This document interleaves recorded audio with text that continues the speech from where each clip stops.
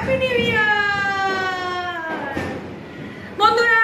Bengali ট্র্যাডিশনে তোমাদেরকে সকল বন্ধুকে, সকল আমার সদস্যকে সবাইকে হ্যাপি নিউ ইয়ার, নতুন বছরের শুভকামনা জানাচ্ছি। তোমরাও খুব ভালোভাবে এনজয় করো আজকের দিনটা, একটা বছর পার করে সুখ দুঃখ সব কিছু কাটিয়ে আমরা আজকে 2023-কে আজকে বিদায় জানালাম।